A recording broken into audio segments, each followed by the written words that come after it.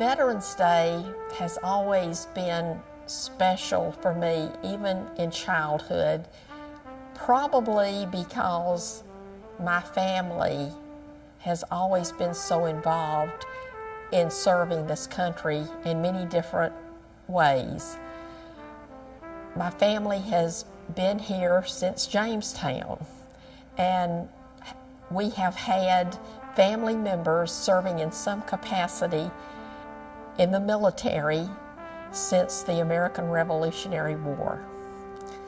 I, from childhood, was just taught about the meaning of Veterans Day, but more importantly about what it truly means and why I had the freedoms, the opportunities that I was given is because of the sacrifice of so many that came before me, many of those that I would never know. My mother and my father would take us to the cemetery, and when we were there to place flowers for family members, they would take us to the veterans section. And it was just truly amazing to see the markers and the graves of all these men and women that had served. It was particularly enlightening to me as I was old enough to read and understand birth and death dates on these markers, that some of these people had died a very young death, serving in these many different wars. So Veterans Day has always been special for me in that way. It's not just a holiday, but it's a time that I remember people that have served so selflessly and have given our country hope and have always stood up and have answered the call. And initially, I worked in the clinic when I was based at Robins Air Force Base in Warner Robins. Later, I transferred to the Georgia Air National Guard because my husband was in that unit. So when we got married, or shortly before we got married, I transferred to the Georgia Air National Guard, again worked in the clinic, but later was given the opportunity to be the assistant officer in charge of medical readiness. It wasn't until I was actually taking care of patients. We took care of active duty, we took care of the dependents, the wives, the children, the husbands, but the ones that I felt the most gratified to care for were the veterans who had served so selflessly, because often you can see the physical manifestations of their service. I cannot really express to you how it humbled me and how I was honored to be in their presence.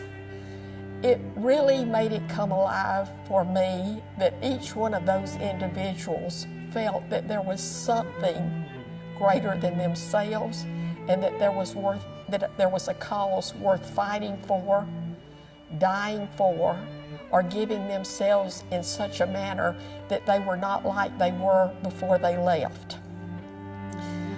Some of them had great mental anguish because of what they had seen and what they'd had to endure. Prisoners of war, badly wounded. But the theme that always seemed to run true with each one of these individuals is they didn't really think of themselves as special. They didn't think they were heroes or heroines.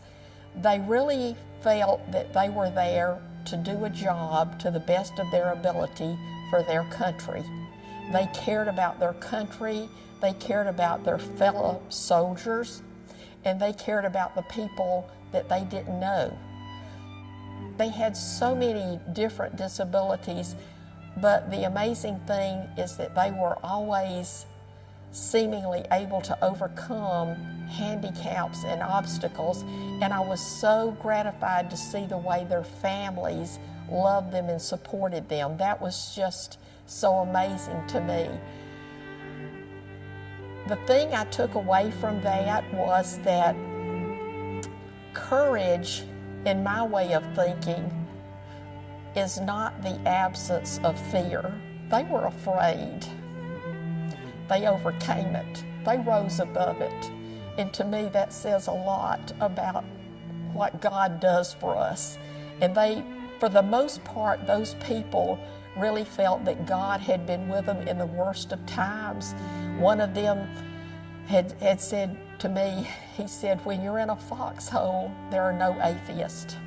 And I had heard that before. My dad had taught me that before, said that to me.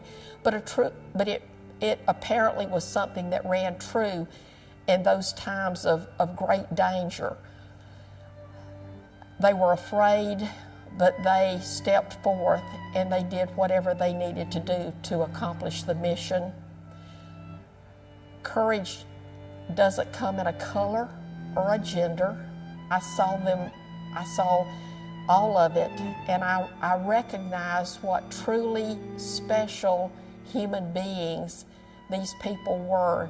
They gave me the capacity to understand what Veterans Day truly means, and I was always so honored to be able to serve them in any capacity whatsoever, to offer any comfort, to do anything that they needed to do, because we could never ever repay them for the sacrifices and what they did for us. So my opportunity to care for those people was a defining moment in my Air Force career. Wherever we are and we see someone in uniform, go up to that person and just tell them, thank you for your service. I'm greatly appreciative and I'm honored that you're serving, and I am so grateful that you are.